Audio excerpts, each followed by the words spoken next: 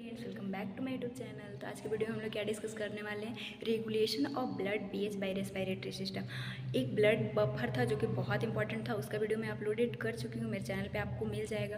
और अभी तक आपके सिलेबस में कार्बोहाइड्रेट है, लिपिड है, प्रोटीन है और क्लिनिकल एंजाइमोलॉजी, और हम लोग अभी जो डिस्कस कर रहे हैं एसिड बेस बैलेंस, उसमें ब्लड बफर तक अभी तक पूरा वीडियो अपलोड हो चुका है। अगर आप मेरे चैनल पर नए हैं तो चैनल को सब्सक्राइब कर सकते हो और मेरे प्लेलिस्ट में जाके बायोकेमिस्ट्री से रिलेटेड हर डाउट को क्लियर कर सकते हैं। इनफैक्ट आपको नोट्स भी मैं आपके नोट्स भी प्रोवाइड करती हूँ, ताकि आप यूनिवर्सिटी में कैसे लिखना है वो भी मैं शेयर करती हूँ, और ताकि आपके लिए आसान हो यूनिवर्सिटी का एग्ज़ाम भी देना, और आपका हर एक डाउट भी मैं क्लियर करती हूँ। तो विदाउट टाइम वेस्ट किए चलिए आज का वीडियो हम लोग स्टार्ट करते हैं। बहुत ही अच्छे से समझेंगे। इसमें जो है खेल है मेडुला ऑब्लांगाटा का, और उसी चीज़ को हमें ध्यान रखना है। और पीएच से रिलेटेड डल चुका है वीडियो, अगर आप पीएच अच्छे से समझ लेते हैं तो आपको ये वीडियो बहुत अच्छे से समझ में आएगा। तो प्लीज़ वो देखने के लिए मैं रेफ़र करूँगी आपको, ताकि आपका अंडरस्टैंडिंग अच्छा हो। हम लोग रेगुलेशन ऑफ ब्लड पीएच देखेंगे। इसका सबसे पहले तो मतलब ये है कि हमारे बॉडी में पीएच, जो हमारे ब्लड में पीएच का जो मान है वो जो वैल्यू है कितना होता है 7.35 टू 7.45, जिसको अप्रॉक्स में एवरेज में 7.4 बोलते हैं। इसको मेंटेन रहना बहुत ज़रूरी है। और ये कैसे आया है, पीएच का मान क्या है, पीएच क्या है, तो H प्लस आयन का कंसंट्रेशन पावर वो कितना होता है हमारे ब्लड में, तो ये सब मैं फर्स्ट वीडियो में समझा चुकी हूँ। तो इसको कभी कभी ये हमारे बॉडी में अल्टर हो जाता है, तो इसको मेंटेन करने के लिए हमारे बॉडी में तीन मैकेनिज्म काम करते हैं। एक तो हो गया ब्लड, जिसको बहुत सारे बाइकार्बोनेट सब था, हीमोग्लोबिन था, जो कि मैं आपको समझा चुकी हूँ फर्स्ट वीडियो में। दूसरा हमारा आता है रेस्पिरेटरी मैकेनिज्म। जब पीएच बढ़ जाएगा तो रेस्पिरेटरी सिस्टम उसको हमारे मेडुला ऑब्लांगाटा में कीमो रिसेप्टर प्रेजेंट होते हैं, जो कि पीएच ज़्यादा बढ़ेगा जैसे CO2 भी बढ़ता है। आगे मैं समझाऊंगी आपको। CO2 बढ़ता है तो CO2 के बढ़ने से वो मेडुला ऑब्लांगाटा में जो कीमो रिसेप्टर है वो एक्टिवेट होता है और वो हाइपर वेंटिलेशन करवाता है, जिससे CO2 कम कराएगा। अगर हमारे बॉडी में वो पीएच अगर ज़्यादा हो चुका है तो उससे CO2 मतलब उसको हाइपो वेंटिलेशन में ले जाएगा, मतलब कि CO2 कम रिलीज करवाएगा। उसमें यही मैकेनिज्म को अगर अभी आपको नहीं समझ में आ रहा है तो ये आपके लिए ही चार्ट है, आप ही को मैं समझाऊंगी। और इस तरह से हमारे ब्लड में पीएच को मेंटेन करता है रेस्पिरेटरी सिस्टम। तो सबसे पहले एक लाइन में आप समझ लीजिए कि work as a second line defence.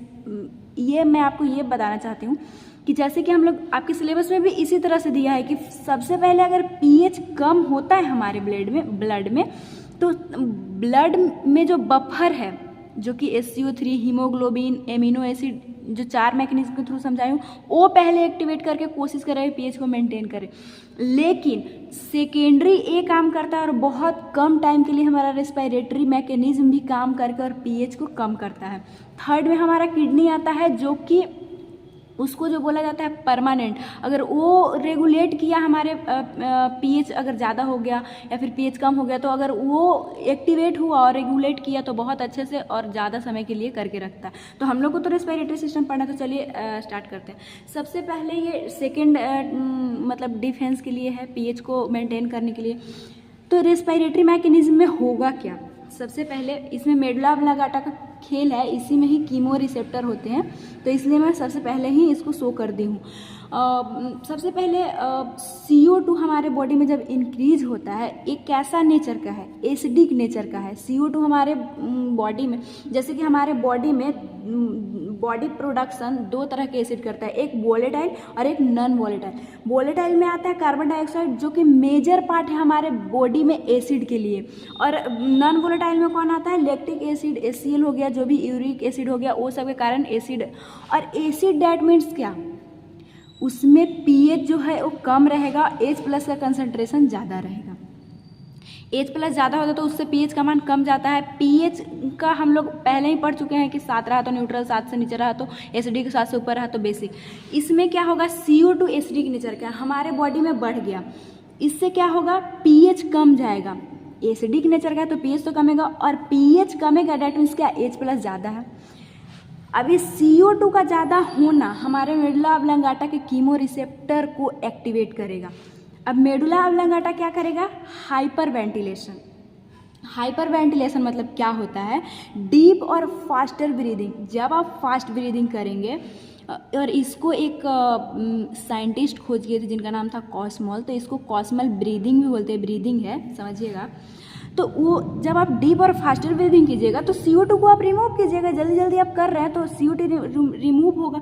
जब CO2 रिमूव ही हो जाएगा, यही एसिडिक नेचर का था, तो pH आपका नॉर्मल हो जाएगा, क्योंकि इसके वजह से pH बढ़ा था, ये एसिडिक है। और ये pH जब घटा, कैसे घटा, क्योंकि H+ कंसनट्रेशन कमा, तो H+ कमेगा, CO2 घट रहा है तो pH हमारा नॉर्मल हो रहा है। यानी इसी की वजह से pH जो है वो डिक्रीज हो चुका था, क्योंकि ये एसिडिक नेचर का और ज़्यादा हो गया था। और ये जब मेडुला ऑब्लांगेटा को ये एक्टिवेट किया तो हमारे बॉडी में सब चीज़ नॉर्मल हो गया। और हाँ, यहाँ पे ये मैं दर्शाई हूँ, जब आपके ये कंडीशन आपको पढ़ना है आप भी के सिलेबस में, वो लास्ट जो आपका टॉपिक है सिलेबस के आपका, उसमें मेटाबॉलिक एसिडोसिस और एल्कलोसिस पढ़ना है, उसको मैं इसी तरह से समझाई हूँ, बहुत अच्छे से समझा दूंगी। तो मेटाबॉलिक एसिडोसिस इस कंडीशन के बोला जाता है कि CO2 अगर बॉडी में आपके ज़्यादा है और pH कम है तो उसको मेटाबॉलिक एसिडोसिस बोलते हो। और जब ये सब कंडीशन ठीक हो जाता है, एसिडोसिस की कंडीशन में भी हमारा मेडुला ऑब्लांगेटा काम करके और एसिडोसिस को कम करता है। अगर यहाँ पे नहीं समझ में आया तो कोई बात नहीं, ये बहुत अच्छे ट्रिक से कैसे आपको याद रखना है, यूनिवर्सिटी में कैसे लिखना है, वो मैं वीडियो प्रोवाइड कर दूँगी, डोंट वरी, आप मेरे चैनल पे देख लीजिएगा। नेक्स्ट है हमारे बॉडी में, पहले तो pH मेंटेन करना है, कभी pH ज़्यादा हो जाएगा तो कभी pH कम। तो यहाँ तो कम हुआ तो हमारे CO2 ज़्यादा था और मेडुला ऑब्लांगेटा को जाकर एक्टिवेट किया। अब यहाँ पे pH ज़्यादा हो गया है और pH को ही मेंटेन करवाना है, रेगुलेशन ऑफ pH, ब्लड का जो pH है उसको रेगुलेट करवाना। तो क्या हुआ उसका, और ये pH कैसे बढ़ा है, क्योंकि CO2 हमारे बॉडी में कम हो गया है। CO2 कैसा नेचर का है, एसिडिक, एक कम हो गया तो हमारे बॉडी में कंडीशन क्या देखने को मिलेगा बेसिक, क्योंकि ये कम गया, एसिडिक नेचर का था और ये हद से ज़्यादा कम गया है, तो उस कंडीशन को जो है रेस्पिरेटरी एल्कलोसिस बोलते हैं। लेकिन ये कंडीशन नहीं ध्यान रखना, आपको नेक्स्ट वीडियो में मैं समझा दूंगी। तो ये CO2 को कम होने से pH हमारे बॉडी में बढ़ा, क्योंकि ये एसिडिक था और यही कम गया। और pH कमता है कब, जब H+ कंसनट्रेशन कम रहता है, उसका H+ कंसनट्रेशन जो है वो कम जाएगा। अगर आपको ये समझ में नहीं आ रहा तो प्लीज़ फर्स्ट वीडियो आप देख लीजिए, तो आप ही को अच्छे से समझ में आएगा। इसीलिए मैं बोल रही हूँ कि फर्स्ट वीडियो देख के ये देखिए। अगर नहीं भी तो इसमें कोई कॉन्सेप्ट ऐसा नहीं है, एसिडिक नेचर का है, अगर ये कम रहा है तो हमारे बॉडी का जो स्थिति होगा वो कैसा होगा, बेसिक होगा, और तो pH ज़्यादा होगा, यानी 7 से ज़्यादा हो जाएगा pH, जबकि रखना है हमें 7.4 से ज़्यादा हो जाएगा ये कंडीशन में। तो जो है वो मेडुला ऑब्लांगेटा हाइपोवेंटिलेशन के लिए ये स्टिमुलेट करेगा। डैट मीन्स क्या, स्लो ब्रीदिंग करेंगे आप, और जब स्लो ब्रीदिंग करेंगे, सांस धीरे धीरे लेंगे, तो CO2 आपके बॉडी से रिमूव नहीं होगा, उसका रिमूवल डिक्रीज होगा। तब क्या होगा, ये H जो है हमारे बॉडी में बढ़ेगा, यानी pH नॉर्मल होगा। pH ज़्यादा हो गया था ना, जबकि 7.4 ही रखना था, तो अब हमारे बॉडी में pH ज़्यादा होगा, क्योंकि CO2 हमारे नॉर्मल लेवल में आ गया और ये एसिडिक नेचर का है, तो सबसे ज़्यादा कम गया था, अब ये नॉर्मल कंडीशन में आएगा। जैसे कि नॉर्मल कंडीशन हमारे ब्लड का होता है 7.4 और हो गया था यहाँ पे 8.4, तो हमारे बॉडी में हाइपोवेंटिलेशन का कंडीशन मेडुला ऑब्लांगेटा के द्वारा हुआ। तो क्या होगा कि CO2 एसिडिक नेचर का है, अगर ये CO2 बॉडी में नॉर्मल लेवल में हो जाएगा, हमारा CO2 आ कहाँ से रहा है, मेटाबॉलिज्म के थ्रू। अब जो मेटाबॉलिज्म के थ्रू आ रहा है हमारे बॉडी से बाहर नहीं जाएगा, कि हम स्लो ब्रीदिंग कर रहे हैं, तो स्लो ब्रीदिंग कर रहे हैं तो इस CO2 के वजह से जो 8.4 हो गया था, अब इस CO2 आएगा, एसिडिक नेचर का है, pH को कम करेगा, 8.4 से ये कोशिश करेगा 7.4 में आ जाए, तो हमारे बॉडी का pH मेंटेन हो गया।